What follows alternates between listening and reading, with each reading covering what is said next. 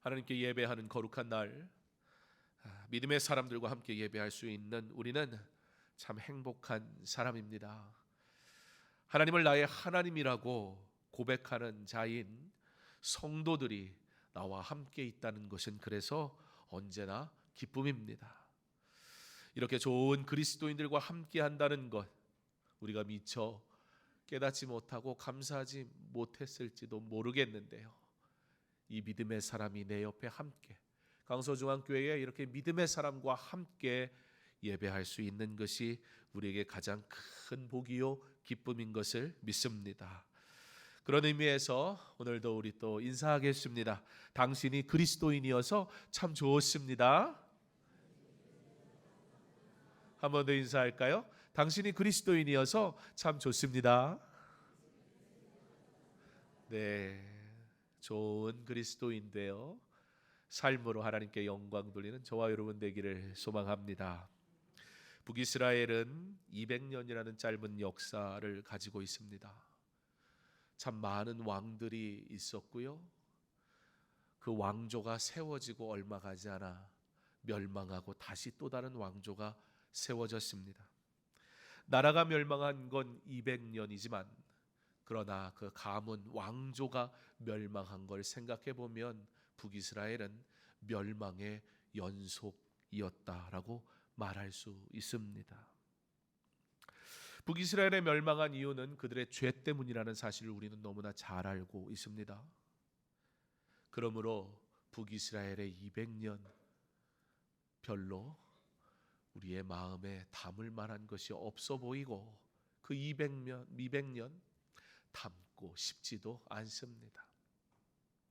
그렇다면 우리 한번 생각해 보았으면 좋겠습니다. 그 200년 그들은 어떻게 살았을까요? 하나님의 은혜가 아니면 우리가 살 수 없다 말하는데 도대체 그들은 그 200년을 하나님을 아예 모르는 사람이라면 부인하는 것이 사실 어떤 면에선 자연스럽긴 하겠으나 하나님을 믿는다, 하나님의 백성이라 말하는 이들이 하나님을 떠나 산 그 200년은 도대체 어떤 나라였을까 궁금해지기도 합니다. 하나님을 떠나 죄 가운데 있었으니 하나님의 복을 누리지 못한 자였는데, 그렇다면 그들은 어떻게 살았을까? 그래도 잘 살았을까요? 어떻습니까? 하나님을 떠나 사는 인생, 우리 주변에도 하나님과 관계없이 사는 사람들이 있는데요, 그 사람들 뭐라고 하던가요? 나는 망했어 그러던가요? 그런 얘기를 들어본 적은 없는 것 같습니다. 하나님을 떠나 살면 그러면 어떻게 사는 걸까요? 특별히 이스라엘 백성이 200년 잘 살았을까요? 여기서 잘 살았다는 의미는 노골적으로 돈 얘기입니다. 돈 얘기. 이 사람들은 풍족하게 부자로 살았을까? 아니면 죄 가운데 있었으니까 지질도 못 나게 살았을까? 여러분 어떻게 생각하십니까? 북이스라엘 왕조는 어땠을까요? 특별히 오늘 우리가 호세아서를 보는데요, 이 호세아가 활동했던, 아모스 선지자가 활동했고요, 남유다에는 이사야가 활동을 했던 시기인데요. 그러니까 지금 역사서 열왕기서를 본 지도 얼마 되지 않는데 갑자기 이사야서를 보더니 그러면 뭐 예레미야서를 보는 것도 아니고 갑자기 또 호세아서를 보고 왜 성경을 일로 갔다 절로 갔다 하나 하는 분들도 있을 것 같은데, 자, 에스라 성경 산책을 들은 분들이 알려주세요. 왜 그런 거예요? 조금 전에 힌트를 드린 것처럼 저희는 지금 성경 66권의 순서대로 보는 게 아니고 그 시대의 시간대로 보기 때문에 그렇습니다. 그래서 열왕기서에 등장했던, 그래서 우리가 엘리야를 그렇게 괴롭힌 사람이 누구예요? 엄밀히 말하면 아합 왕의 아내 이세벨. 그 이세벨의 왕조가 누구에게 멸망하게 되느냐? 오늘 이 여로보암 2세의 선조인 예후에 의해서 오므리 그 왕족이, 오므리 다음이 아합이고 아합 다음이 아하시아고 아합의 아들이 아하시아거든요. 그런데 그 아하시아가 얼마 하지를 못하고 죽어요. 그러니까 그 형제가 다시 왕이 돼가지고 여호람이 되는데, 여호람 때에 이 오므리의 가문이 멸망해 버린단 말이에요. 누구에 의해서? 예후에 의해서. 이 예후 가문의 후손이 누구냐? 오늘 우리가 보는 여로보암 2세. 그런데 여기서 여로보암 2세라고 하니까 여러분, 여로보암이란 이름 들어봤잖아요. 누구예요? 북이스라엘의 초대왕. 오, 어떻게 된 거예요? 아무것도 안 된 거예요. 그냥 어디 가면 장경원이라는 이름이 또 있을 수 있잖아요. 흔한 이름은 아니지만 제가 이렇게 찾아봤어요. 장경원. 그랬더니 홍콩 가수가 장경원이더라고요. 예. 별로 제 이름은 없긴 한데 이 여로보암이라는 이름은 또 있을 수 있잖아요. 그래서 성경에 왕이 2번 나오니까 똑같은 이름이, 이 사람은 초대 왕은 첩이니까 여로보암이라 부르자. 그리고 두 번째 여로보암 이름을 가진 왕은 2세라고 부르자. 근데 초대왕 여로보암하고는 아무 상관이 없다. 이 여로보암 2세 때가 여러분 어떤 때였냐면요, 솔로몬 기억하시죠? 솔로몬의 때가 어떤 때였어요? 이스라엘이 정말 부자도 이렇게 부자일 수 있을까 싶을 정도로 번영했던 때. 그런데 그 솔로몬의 시대를 얼추 다 회복했던 때가 바로 여로보암 2세의 때입니다. 그때 활동한 선지자가 누구다? 호세야, 아모스, 북이스라엘의, 남유다엔 이사야. 그리고 이사야는 뭘 보게 됩니까?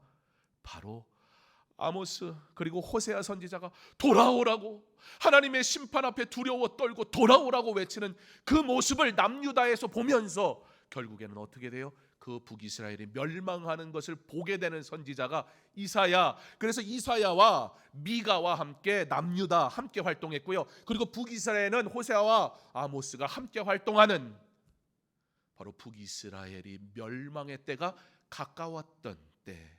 그때가 언제였다?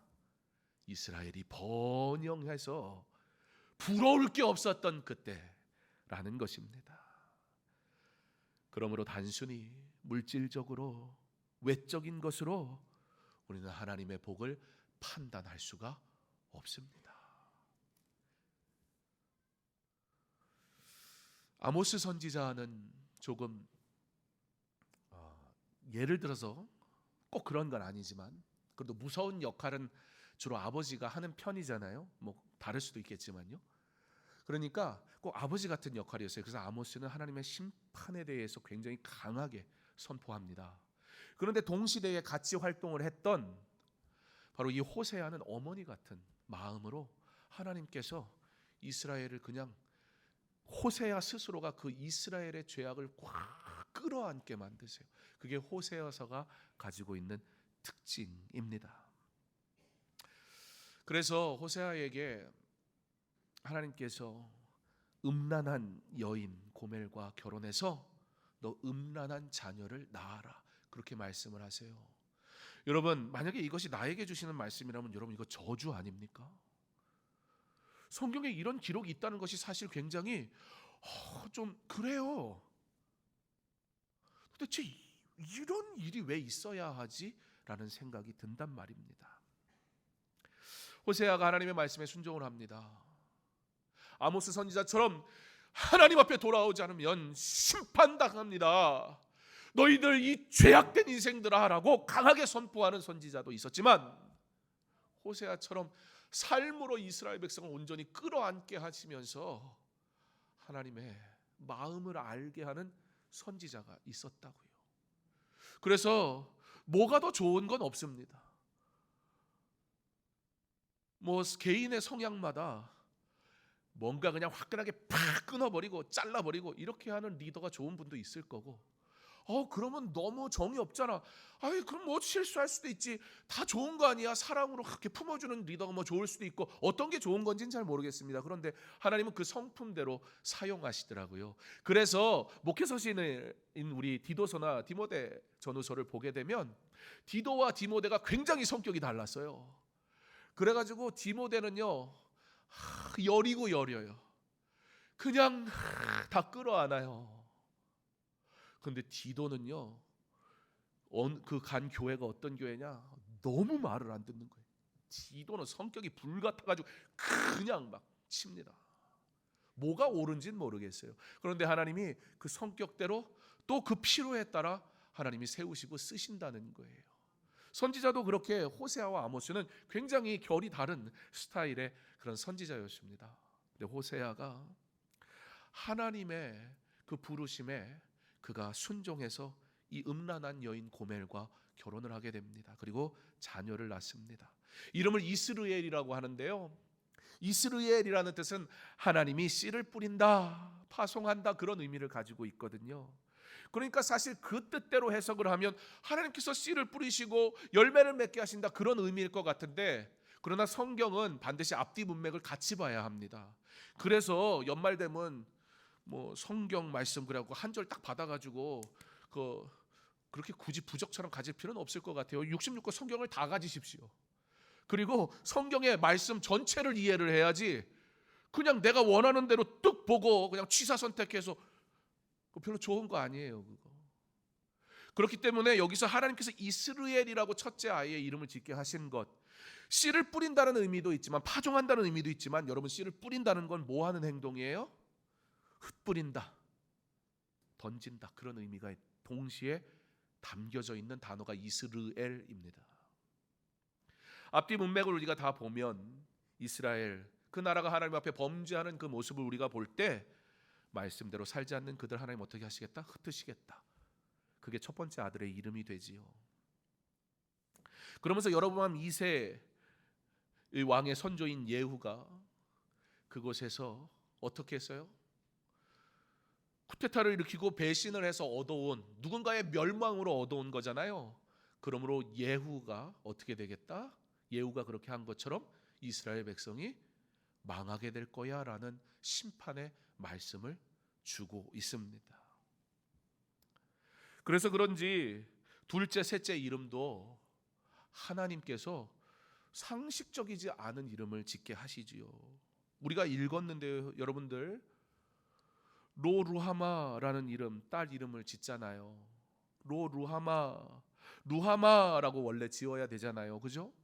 루하마 무슨 뜻이에요?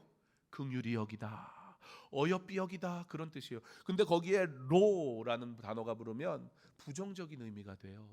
그러니까 긍휼히 여기지 않는다, 딸 이름을 졌는데 어여삐 여기지 않는다, 긍휼히 여기지 않는다, 뭐 한다는 거예요? 심판하신다, 그 얘기잖아요. 그러니까 제가 딸 이름을 지르면서 장심판 이렇게 짓는 거예요. 그러면 사람들이 이게 뭐 하는 짓인가 그럴 거 아니에요. 그런데요, 세상은요, 죄에 관심이 참 많더라고요. 우리는 죄성이 있어서요, 죄 짓는 일에 얼마나 시선이 잘 가는지 몰라요. 그렇죠? 뭔가 사건 사고가 있으면 사람들이 관심을 갖습니다. 사건 사고가 없이 오늘은 누가 1,000만 원을 기부했습니다, 오늘은 사랑으로 섬겼습니다, 9시 뉴스에 그런 얘기만 나오면 시청률이 안 나온다고요. 안 봐요. 그거 아무도 안 봐. 어우, 짜증나. 근데 막 폭발했습니다, 교통사고가 났습니다, 어이구야 그랬대, 그러면 관심을 갖는다고요. 로루하마, 장심판. 여러분, 제가 딸 낳는데 딸을 낳습니다. 여섯째를 낳으면 참 좋겠죠.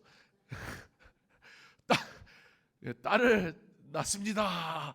그러면 이름이 뭐예요? 그랬더니 제가 장심판입니다. 목사님, 그게 뭐 하는 거예요? 어떤 분은 저를 때릴지도 몰라요, 그죠? 그게 뭐냐고 막. 아들을 낳는데 이름을 암미라고 지어야 정상인데 로암미, 암미는 백성이거든요. 로암미, 나의 백성이 아니야. 제가 아들 낳아가지고 장남 그렇게 짓는 거예요. 뭐 큰아들이냐고요? 그런 장남 말고 장신대 남의 자식, 그런 뜻으로 지었다고 해보세요. 하다 별짓을 다 하네. 그럴 거 아니에요. 사람들이 와서 이게 뭐냐고, 선지자라는 사람이 음란한 여인과 결혼을 하더니 자식 이름은 이게 뭐냐고. 호세아가 얘기하는 거예요.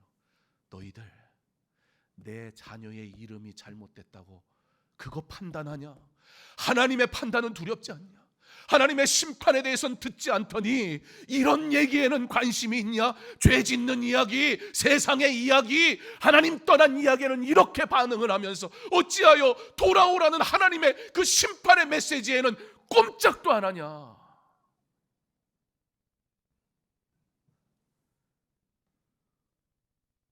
호세아가 주의 말씀을 전하는데 그 아내의 행실이 도움이 안 됐을 거예요. 음란한 여인 고멜이 원래 그렇게 살았으니 그 여인에겐 그냥 원래 살던 대로 산 거예요. 그러나 정상적인 가정은 아니지요. 이 여인이 남편도 모른 채, 자식도 모른 채, 그리고 다른 남자를 쫓아가지고 멀리 가버린 거예요. 호세아가 그 아내를 찾으러 갑니다. 그 아내를 찾으러 가가지고 여기서 뭐 하냐고, 가자고. 근데요, 저 같으면요 가가지고 들어갈 때부터 그 문짝을 그냥 발로 확 차고 들어갔을 거예요. 신경질은 이런 그렇잖아요. 뭐 욕을 할 수는 없는 거고. 누가 대신 해주실래요? 욕을 좀 시원하게. 그렇잖아요. 지금 이거 여러분 열받을 일입니다. 화가 나는 일이에요. 뭐 이런 경우가 다 있습니까? 근데 호세아는 저같지 않아가지고 그렇게까지는 안 하더라고요. 그러면 이 못된 놈이 아니 잘못했다 그러든지 아니면 뭐 하다못해 조용히 사라지든지. 근데 뭐라는 줄 알아? 야, 내가 네 아내 데리고 있느라고 먹이고 입히고 재우고 얼마든 줄 알아? 돈 내고 가. 그러는 거예요. 이 정도 되면 어떻게 해야 돼요? 정말 이건 참으면 안 돼. 그죠? 이거는 인간도 아니에요. 이건.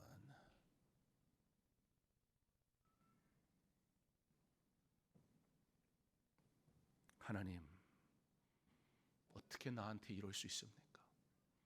하나님, 내가 어떻게 섬겼는데 나한테 이럴 수 있습니까?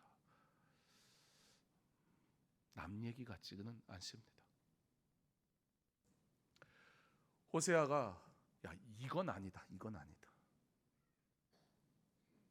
근데 하나님이 호세아를 불러서 호세아야, 값을 치르고 네 아내 데리고 와라. 그러는 거예요. 네? 값을 치르고 데려오라고요. 근데 그러면 하나님이 그렇게 하라고 하셨으니까 하늘에서 돈이 뚝 떨어졌겠죠? 그런 기록은 없어요. 아무리 생각해도 아마 호세아 주머니에서 나왔을 것 같아요. 이게 뭐지? 이게 뭐지?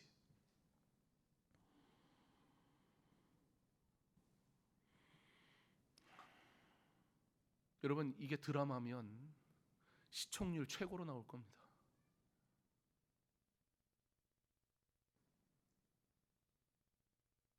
이걸 보고 앉아 있으면, 이걸 듣고 있으면 성경책인데요, 야, 막 뒷골이 땡겨요. 4장의 말씀 또는 6장의 말씀을 가지고 본문 말씀을 삼으려고 하다가 1장 말씀을 삼은 게 우리가 좀 실제 현장의 모습을 좀 같이 봤으면 하는 마음으로 1장만 봤거든요. 야, 이건 아니다 싶습니다. 이게 성경에 기록될 만한 이야기인가? 이런 인간하고 상종해야 되나? 그런 생각이 든단 말입니다. 그런데 하나님이 하시고 싶은 말씀이 있는 거예요. 이스라엘아, 이게 너의 모습이야 라고요.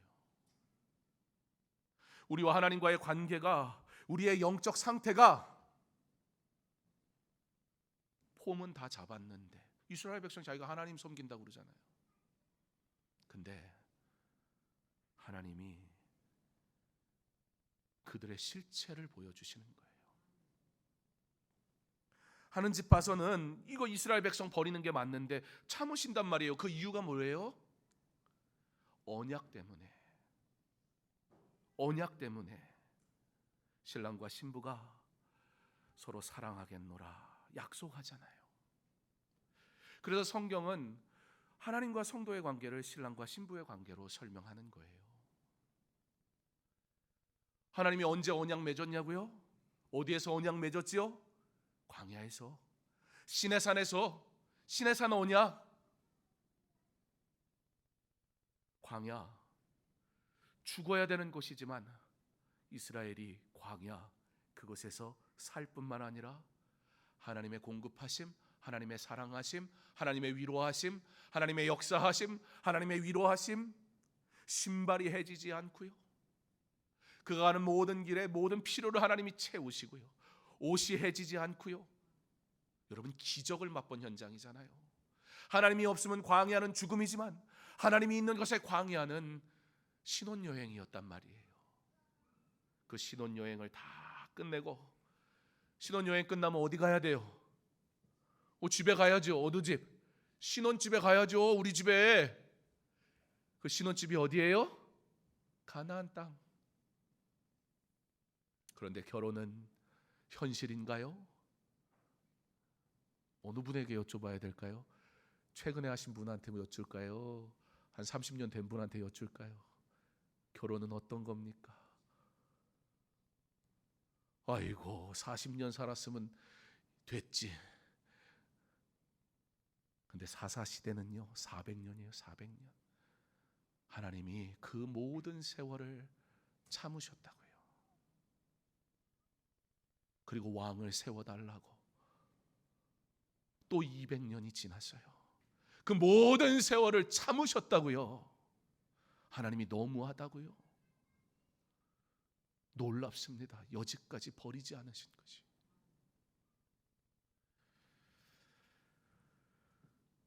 고멜은 지금 이스라엘이고 호세아는 지금 하나님과 같은 입장에 서 있는 거예요. 호세아가 고멜을 통해 지금 이스라엘 백성 어떻게 저러지? 라는 마음이 들다가 전에는 전혀 몰랐던 하나님의 마음을 알게 되더라고요. 여러분, 성경을 볼 때 가장 중요한 게 있습니다. 성경에 나오는 모든 사건들, 특별히 여러분이 볼 때 하나님의 심판, 전쟁을 통해 멸하시는 하나님, 납득이 되지 않고 이해가 되지 않는 그 하나님의 일들을 볼 때 왜 그것이 부담스럽고 왜 그것이 불편하게 들릴까요? 왜냐하면 인간적인 입장에서 봐서 그래요. 그러나 우리가 하나님의 말씀을 볼 때 하나님은 어떠하셨을까? 사랑하는 그 자녀를 심판하시기까지 하셔야 하는 하나님의 마음은 어떠하셨을까를 본다면 절대 하나님의 하시는 모든 일에 우리는 조금도 토를 달 수가 없어요.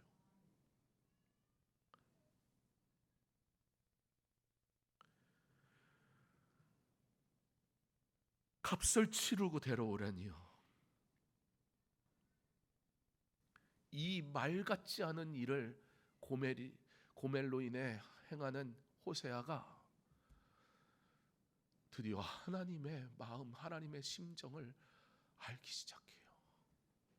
하나님, 그런데도 지금까지 참으셨군요. 하나님, 나는 이 잠깐의 억울함도 견딜 수가 없는데 하나님은 지금도 용서하라고 하시는군요. 나의 죄가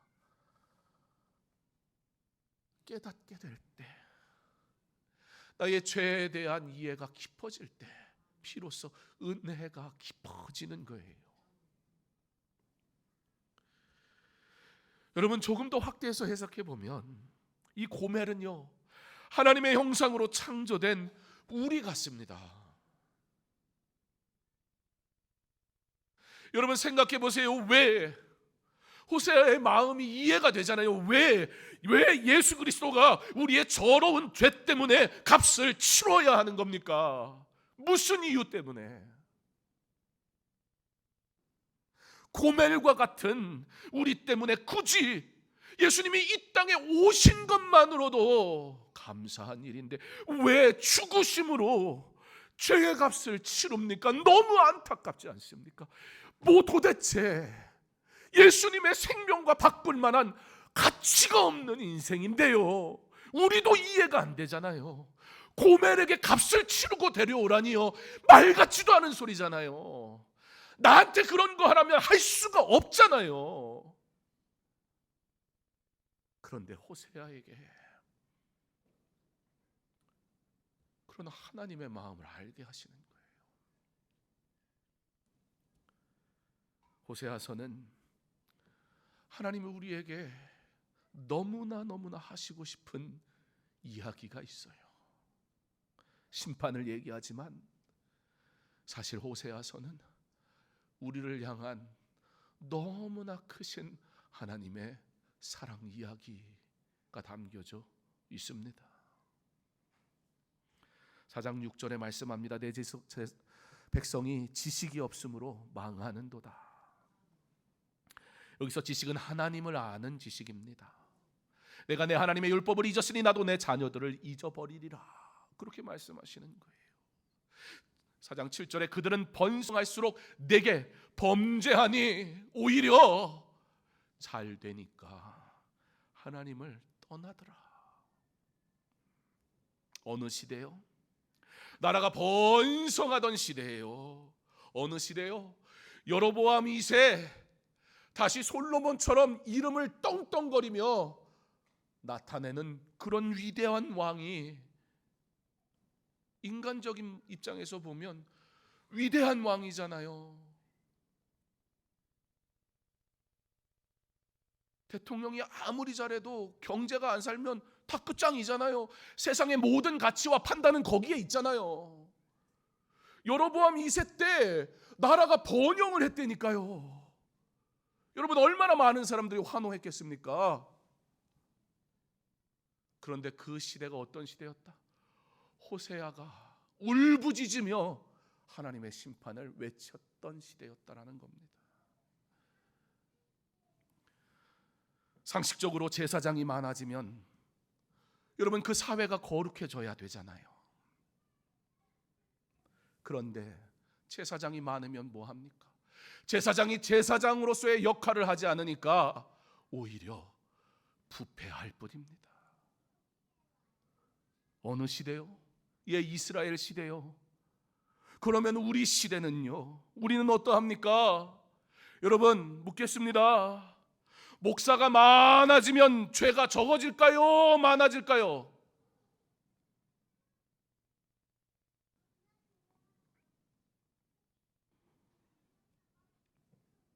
교회의 중직이 많아지면 교회는 더 거룩해질까요? 그렇지 않을까요? 이 세상에 교회가 많아지면 이 사회가 더 거룩해질까요? 그렇지 않을까요? 왜 우리가 답하기 어렵습니까? 답을 아는데요, 그 답이 없어서 답을 할 수가 없어요. 뭐가 답인 줄 아는데요, 그 답이 우리의 삶에 없어서 이걸 답이라고 하질 못하는 거예요. 성전이 성전으로 역할을 하지 못하면 예배당이 많은 게 중요한 거 아닙니다. 교회가 교회다운 역할을 감당할 때 교회가 되는 거예요. 우리끼리 앉아 있으면 그건 교회가 아니에요. 교회는 반드시 모이고 흩어지는 것이에요. 어디로? 세상으로. 여기서만 그리스도인이면 교회가 아니에요.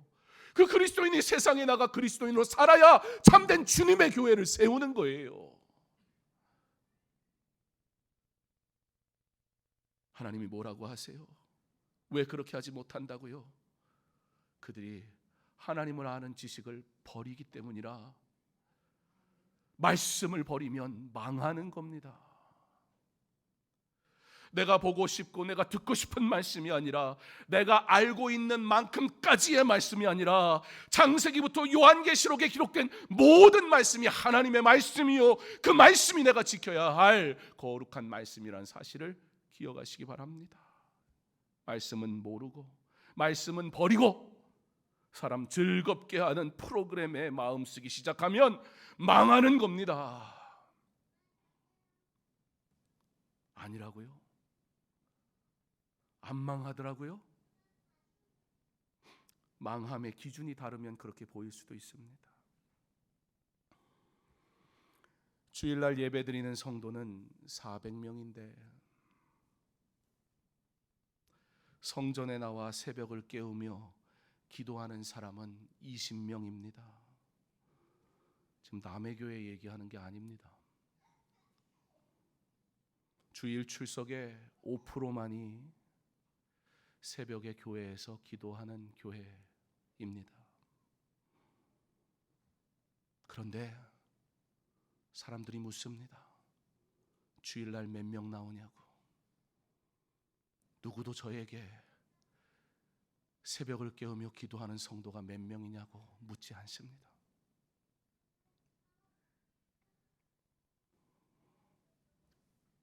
주일날 몇 명 나왔는지 그걸로 교회가 부흥했다, 교회가 줄어들었다 말하더란 말입니다. 그런데 이게 문제가 아니에요. 더 문제는요, 만약에 성전에 나와 기도하는 사람은 여전히 20명인데 주일 출석이 800명이 됐다고 한번 해보지요. 사람들은 얘기할 겁니다. 와, 우리 교회가 부흥했어. 우리 교회도 이제는 큰 교회야. 여러분, 정말 부흥입니까 이게? 정말 이게 자랑할 일입니까? 하나님이 잘했다 하실까요? 세상의 셈법은 그렇습니다. 그래서 세상의 셈법은 번영할수록 부패하는 거예요. 코로나 전 우리 교회가 부흥했던 때 어떠했는지 기억하십니까? 새벽과 주일 오후와 금요 기도회, 주중의 예배마다 성전에 나와 눈물로 기도하는 많은 성도들이 있었습니다. 주일날 몇 명이 예배드렸냐가 아니라 하나님 앞에 눈물로 엎드려 성전에 나와 주 앞에 예배하고 기도하는 이들이 있느냐를 봐야 합니다. 그게 바로 대형 교회들의 특징이에요. 주일학교가 9,000명이라고 그러더라고요. 와, 입이 똑 벌어져요. 주일학교만 9,000명이래요. 그래서 제가 물었어요. 성도는 몇 명이냐고. 정확한 숫자를 모른대요. 그럼 주일날 몇 명이 예배 드리냐고. 25,000명이 예배를 드린대요. 10,000명이 출석하는 교회에 가서 봤더니 새벽 예배에 수백 명이 기도를 하더라고요. 새벽에 수백 명이 기도를 한대.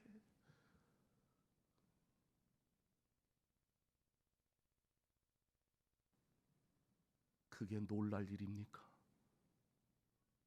숫자 노름에 빠져 하나님의 참된 복이 무엇인지조차 가늠하지 못하는 세상의 셈법을 닮아가는 이 세대 앞에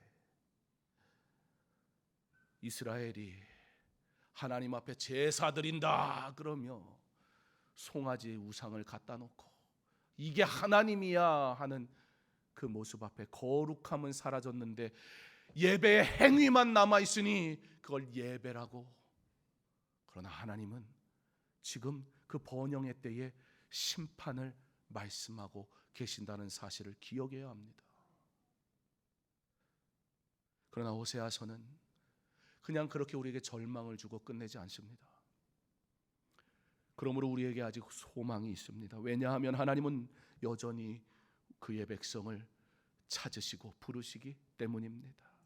6장 1절에 그런 패역한 자들이라 할지라도 선지자를 통해 권면하여 돌아오라고 외치게 하십니다. 오라, 우리가 여호와께 돌아가자. 여호와께서 우리를 찢으셨으나 도로 낫게 하실 것이요 우리를 치셨으나 싸매어 주실 것임이라. 어떻게 하자고요? 돌아가자고요. 어떻게 하자고요? 돌아가자고요. 하나님이 기뻐하시는 자리로, 하나님이 기뻐하시는 사명으로, 하나님이 기뻐하시는 사역으로, 하나님이 기뻐하시는 자리로 돌아가자고요. 이제라도 예배를, 이제라도 물질을, 뭐 틀린 얘기는 아니겠지만 삶이 바뀌어야 합니다.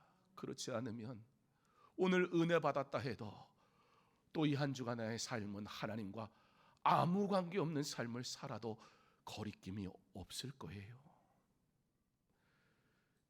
여러분, 묻고 싶습니다. 교회에 왔는데 나만 빼고 다 경건한 삶을 살아요? 아니면 교회에 왔는데 나처럼 다 그 정도로 살아요? 어느 교회 가고 싶으십니까?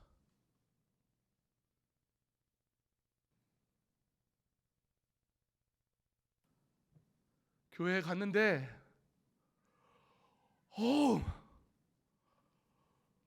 이건 여길 봐도 저길 봐도, 제가 경험해 봐서 그래요. 저는 제가 예수 그래도 잘 믿는다고 생각했거든요. 총신대학교 신학과에 갔는데요, 이야, 얘들은 자기를 하나님이 제일 사랑한대. 그러고 막 말이 표현이 이상하지만 밥 먹듯이 금식을 하고, 길을 걸어가는데 뭐라고 혼자 궁시렁궁시렁 거려가지고 얘가 정신이 나갔나 이러니까 뭐 지 혼자 기도하고 걷고, 야, 이건 오바다, 이건 오바다. 같이 못 다니겠는 거예요. 저처럼 더러운 게 묻은 사람은, 야, 나 이거 신학과에 있어야 되나? 고민이 엄청 되더라고요. 저 목사 아들이라고 그래도 나름 예수 막 사랑한다고요. 막 하나님 앞에 막 눈물로 기도하고 그 부르심에 순종해서 신학교 가서, 야, 나도 이제 한번 제대로 주를 위해 살아야지 갔는데, 이건 뭐 세상에 당장 내일이라도 순교할 것처럼 막 저러는데, 이야,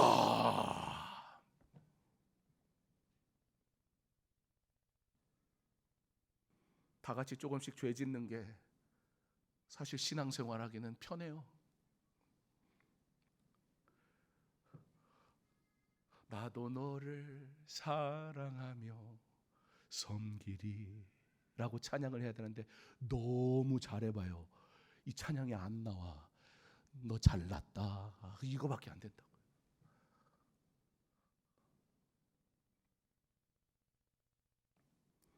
모두가 죄를 사랑하니 하나님을 사랑하는 게 이상해 보이는 거예요. 그런데 그 죄인을 그럼에도 불구하고 사랑하시는 하나님,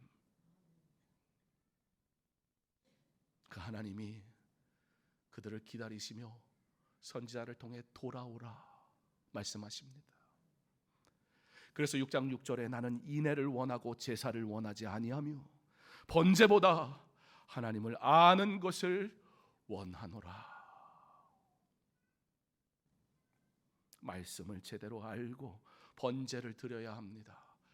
그렇지 않으면 그저 제사라는 행위일 뿐이에요. 하나님은 그런 제사 안 받으세요. 하나님은 가인의 제사를 받지 않으십니다. 제사라는 행위가 없었던 게 아니에요. 믿음으로 드리지 않는 예배, 그것은 하나님이 예배라고 하지 않으세요. 하나님을 제대로 알고 믿고 그 말씀대로 살려고 몸부림치고 엎드리고 회개하고, 그렇게 하나님, 오늘도 연약한 자가 주의 긍휼하심 때문에 예배합니다. 겸손할 수밖에 없고 도무지 자랑할 게 생각이 나질 않습니다. 우리가 보고 있는 이 호세아의 그 시대에 하나님께서는 그러므로 돌아오라는 방법을 명확하게 짚어주세요. 그게 뭐예요? 인애와 공의로 사는 것, 살아라 그러세요. 그렇게 살아라 그래요. 예배 드리는 척하지 말고, 찬양하는 척하지 말고, 복음 전하는 척하지 말고, 성경하는 척하지 말고, 그 말씀대로 살아라. 너의 삶에서 살아라 그러시는 거예요. 인애와 공의. 그럼 인애와 공의는 무엇입니까? 하나님이 그들에게 주신 언약, 하나님과 그들이 맺은 언약은 무엇입니까? 신의 산 언약, 계명, 율법, 바로 하나님과의 약속, 십계명. 출애굽기 20장부터 23장까지 나오는 출애굽의 백성에게 주신, 그리고 출애굽 백성이 우리가 이 말씀을 지키겠습니다라고 한 그 약속, 쌍방의 약속이었어요. 하나님이 이와 같이 지켜라, 그러면 내가 복 주겠다 하셨고, 모세를 통해서 너희가 이와 같이 하겠느냐라는 질문에 우리가 그 말씀대로 살겠습니다라고 했던 그 약속, 근데 그 약속을 가차없이 버렸다고요. 그런데 하나님은 여전히 그 약속을 지키세요. 그리고 우리를 향해 너희가 바로 고멜이다라는 거예요. 하나님이 우리를 어떻게, 얼만큼, 어느 순간까지 사랑하셨는지, 우리도 용납이 안 되는 이 여인 고멜을 통해 우리의 실체를 보여줄 뿐만 아니라 그런데도 사랑하신다고 우리에게 말씀해 주고 있습니다. 우리가 북이스라엘의 모습보다 덜 부패했을까요? 우리의 예배는 어떠합니까?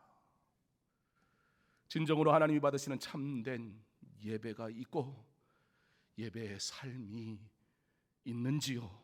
돌아오라, 이 선지자의 외침이 우리 한 사람 한 사람에게 그 마음에 새겨지기를 간절히 소망합니다.